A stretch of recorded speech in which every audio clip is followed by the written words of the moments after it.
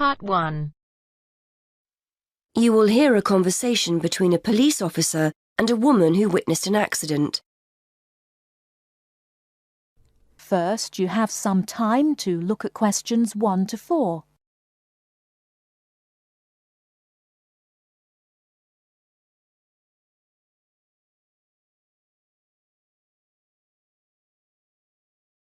Now we shall begin.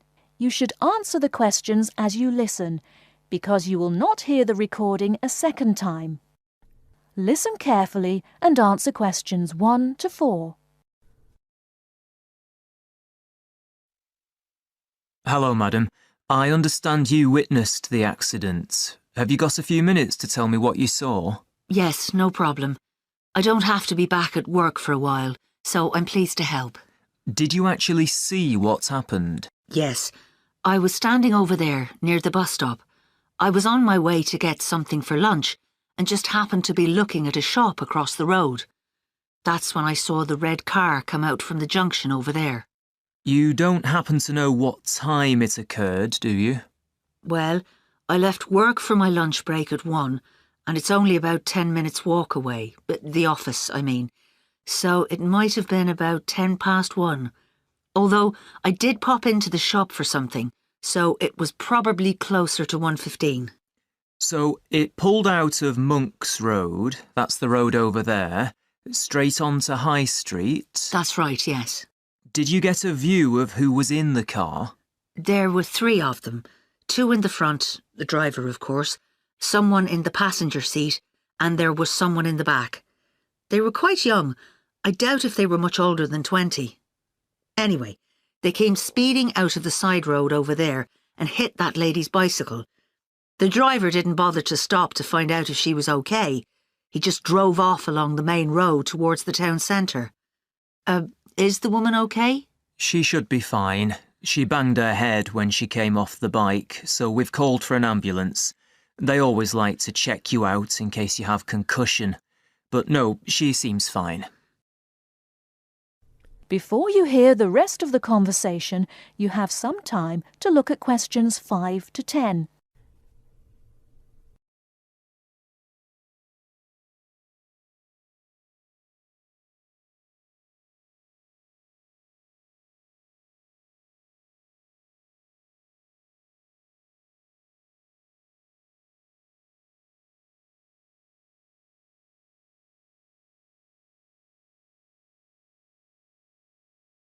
Now listen and answer questions 5 to 10.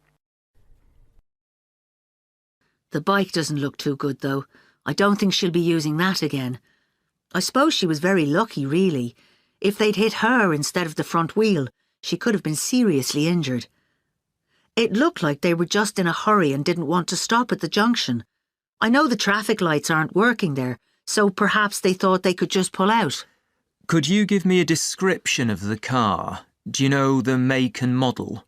Well, I'm not very good with cars, but I'm pretty sure it was the same model as my husband's car, a Ford Fiesta.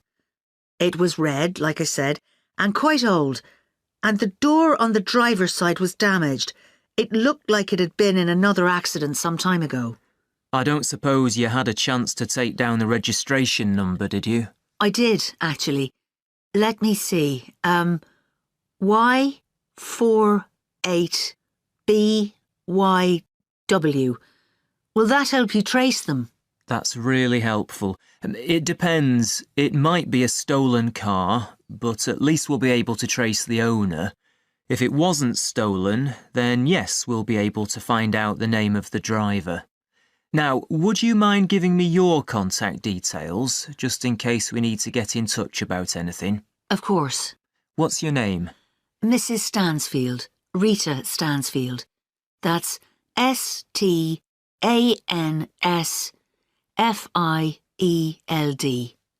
And your address, Mrs. Stansfield?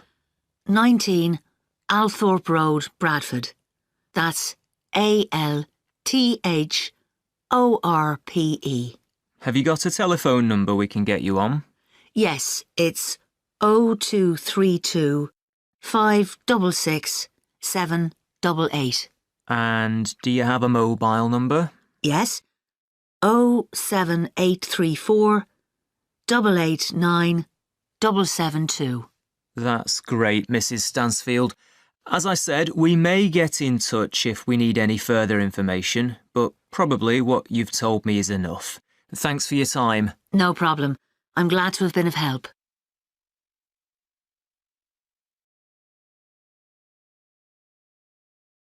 That is the end of part 1. You now have half a minute to check your answers.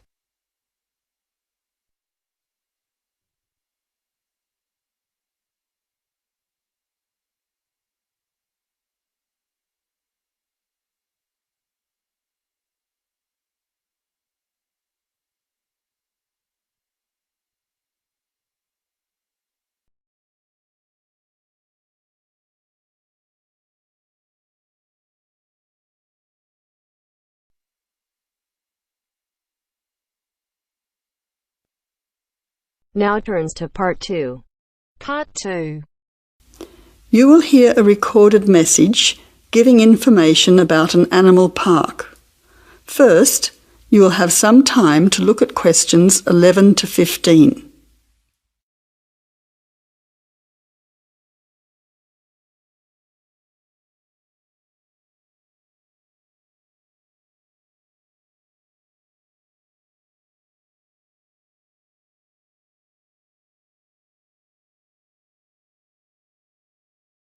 Now listen carefully to the first part of the message and answer questions 11 to 15. Welcome to the Australian Wildlife Park Information Line. The Australian Wildlife Park is very proudly owned and operated by an Australian family, John and Amanda Brooks, who operate the Australian Wildlife Park with their children, David and Sandra. The family doesn't receive any government assistance. It's solely funded by tourists visiting the park. Thank you for your support and assistance. When the Brooks family purchased the Australian Wildlife Park in 1987, the park housed a small collection of animals and birds on a modest 5-acre or 2-hectare property. A few years later, the park doubled in size when the family purchased the adjoining property. Also, the collection of animals started to boom. In May 2003, the family designed and built a new park in the public open space. Once again, more than doubling in size. The park now features about 200 species with more than 2,000 head of animals, birds and reptiles. Regarding the entry fee, adults pay $23, children aged 3 to 14 pay $10, age pensioners are $17 and students are $16. One of the great things about the Australian Wildlife Park is that all of the attractions are included in the entry fee. No extra money is needed around the park, so make the most of your experience. All shows, talks, photo opportunities and animal food are included in your entry fee. In addition, the Australian Wildlife Park is open every day of the year from 9 a.m. to 5:30 p.m, except Christmas Day, 25th of December. Before the final part of the message, you now have 20 seconds to look at questions 16 to 20.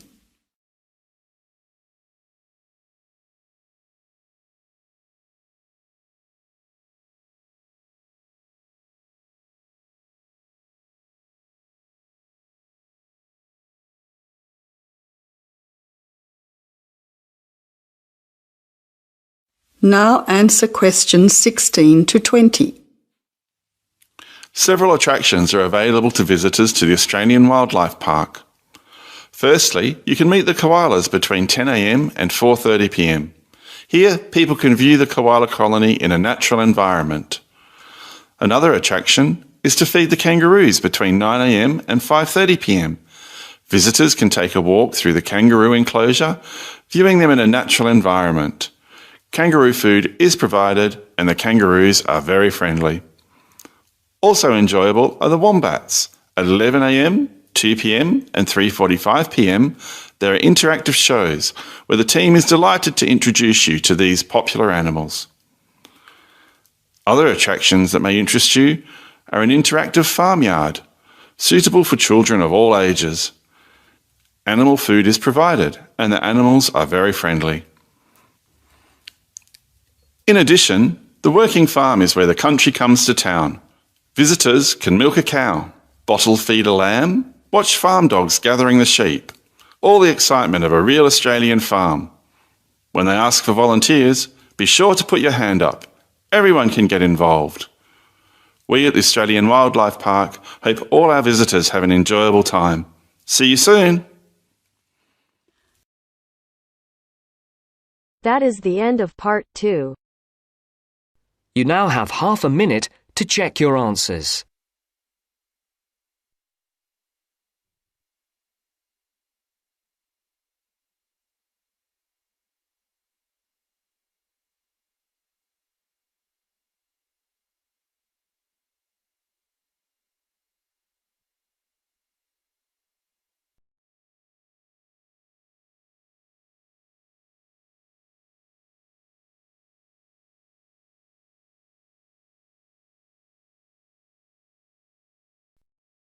Now turns to part 3. Part 3. You will hear a discussion between two work colleagues and their manager about the restructuring of their company. First, you have some time to look at questions 21 to 25.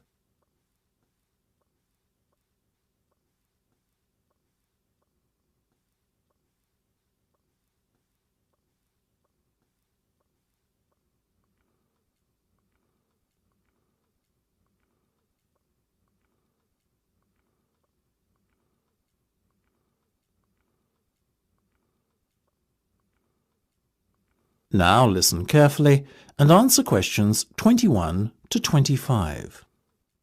Come in, both of you. I believe you wanted to talk to me about something, is that right? Yes. Basically, all the staff are concerned about what the restructuring of the company is going to mean for them. None more so than myself and Nam, as we are the newest members. As I said to all staff at the meeting last week, there's no cause for concern. There will be no compulsory redundancies. All redundancies will be on a voluntary basis. Yes, we understand that, but to tell the truth, we just want a little reassurance that our jobs are safe. Look, Anne and Penny, the company isn't going to be short-sighted and let its bright young minds go. Besides, we've already met our target for the number of voluntary redundancies we want to secure. In fact, there's a waiting list. You know as well as I do that the age profile of staff at this company needs to come down. A lot of our employees are close to retirement age and are just going through the motions until they can take their pensions. That's why we decided on this redundancy initiative. We want to encourage those that would be happy to leave to do so and employ younger, more motivated staff. I guess that makes us feel a little better. But we're also worried about the upcoming salary review. What will it mean for us? Given the fact that the company's motivation for this restructuring initiative is not to cut costs, you needn't be worried that there will be a negative effect on your salaries. We are running a very profitable business and we will reward our top performers in the upcoming review. Both of you fall into that category, so you can expect a healthy bonus and salary increase. Simple as that. That's good to know. Another thing on our minds was the fact that with all these voluntary redundancies happening in the next few months, there will be a lot of positions opening up higher in the company. What we were wondering is, will the recruitment drive be an internal or an external one? Obviously, we will recruit internally where possible. That has always been company policy. So, if you're asking me will there be opportunities to gain a promotion in the near future, then the answer is very definitely yes. The type of candidate we would be looking for has a proven track record and is performance-driven. How can we improve our chances of getting promoted then when the opportunity arises? Well, in the meantime, be prepared to take on additional responsibilities, especially those relating to the management of other members of staff. Obviously, the higher up you go in the company, the more involved you'll be in managing people. What the management team is looking for then is proof that you can work effectively with and manage other members of staff. Before you hear the rest of the discussion, You have some time to look at questions 26 to 30.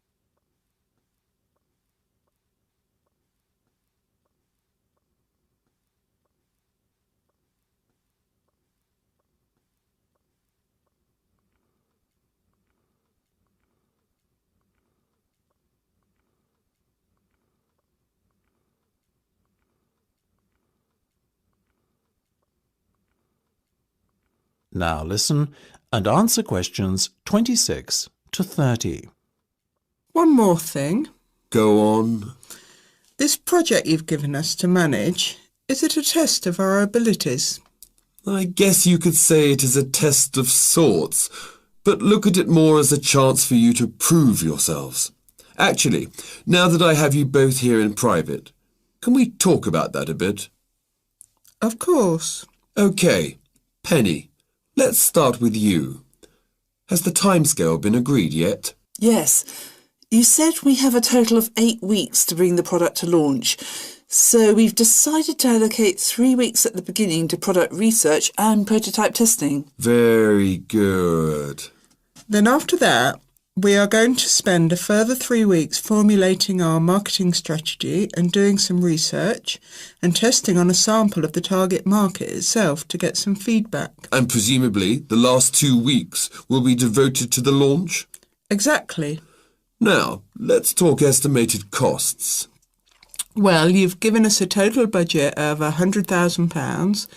Of that, we're allocating 50% to product development and testing, a further 25% to marketing, and £25,000 will be spent on the launch. Penny, give me a breakdown of the launch costs, would you? Sure. £10,000 will be spent on hiring and decorating the venue, £10,000 will be spent on promotional work, and the remaining money will be used to pay for catering and administrative costs. I'm very happy with that, to be honest. As I said, you guys should stop worrying. You're doing a fantastic job, so keep it up.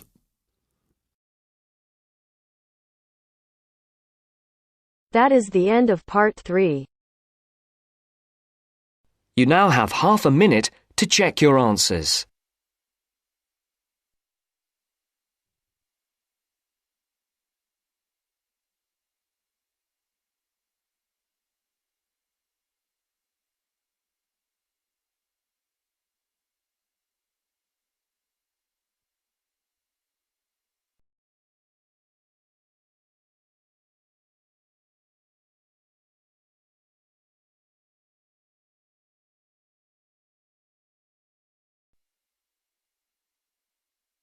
Now turns to part 4. Part 4. You will hear a lecturer talking about the solar eclipse in history. First, you have some time to look at questions 31 to 36.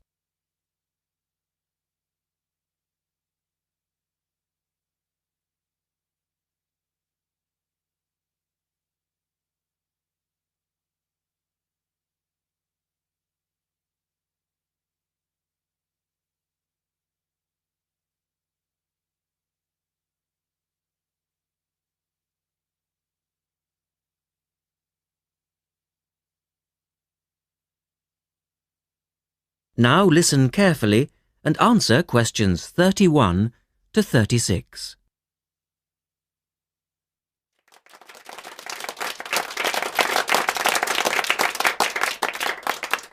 Good evening and welcome to this month's Observatory Club lecture.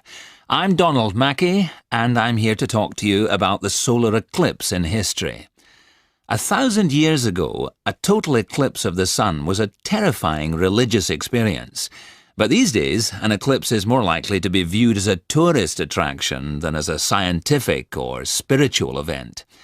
People will travel literally miles to be in the right place at the right time to get the best view of their eclipse.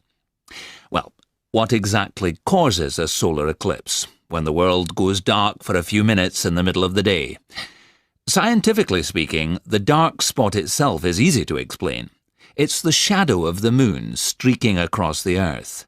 This happens every year or two, each time along a different, and to all intents and purposes, a seemingly random piece of the globe. In the past, People often interpreted an eclipse as a danger signal heralding disaster, and in fact the Chinese were so disturbed by these events that they included among their gods one whose job it was to prevent eclipses. But whether or not you're superstitious or take a purely scientific view, our earthly eclipses are special in three ways. Firstly, there can be no doubt that they're very beautiful. It's as if a deep blue curtain had fallen over the daytime sky as the sun becomes a black void surrounded by the glow of its outer atmosphere. But beyond this, total eclipses possess a second, more compelling beauty in the eyes of us scientists, for they offer a unique opportunity for research. Only during an eclipse can we study the corona and other dim things that are normally lost in the sun's glare. And thirdly, they are rare. Even though an eclipse of the sun occurs somewhere on Earth every year or two, if you sit in your garden and wait, it will take 375 years on average for one to come to you. If the moon were any larger, eclipses would become a monthly bore. If it were smaller, they simply would not be possible. The ancient Babylonian priests, who spent a fair bit of time staring at the sky, had already noted that there was an 18-year pattern in their occurrence, but they didn't have the mathematics to predict an eclipse accurately. In the second part, the speaker talks about a number of scientists. Look at questions 37 to 40.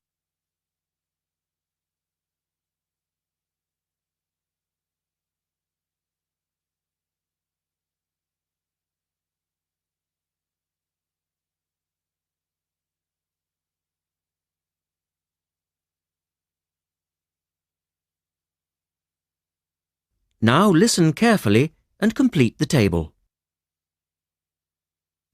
It was Edmund Halley, the English astronomer, who knew his maths well enough to predict the return of the comet, which incidentally bears his name, and in 1715 he became the first person to make an accurate eclipse prediction. This brought eclipses firmly into the scientific domain, and they've since allowed a number of important scientific discoveries to be made.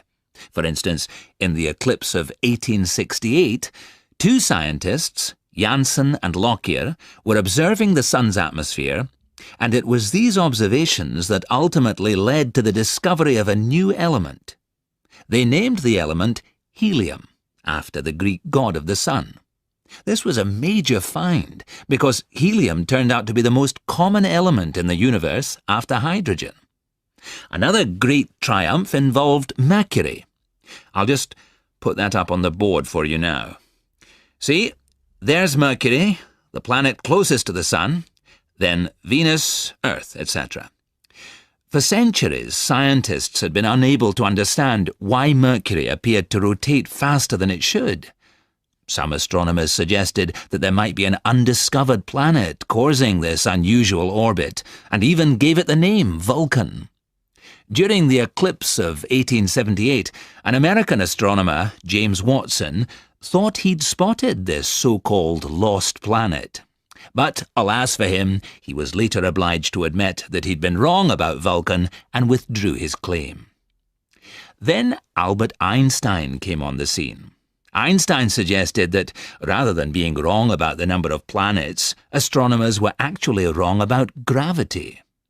Einstein's theory of relativity, for which he's so famous, disagreed with Newton's law of gravity in just the right way to explain Mercury's odd orbit. He also realized that a definitive test would be possible during the total eclipse of 1919, and this is indeed when his theory was finally proved correct. So there you have several examples of how eclipses have helped to increase our understanding of the universe. And now let's move on to the social aspects, and I think you'll find... That is the end of part 4. You now have half a minute to check your answers.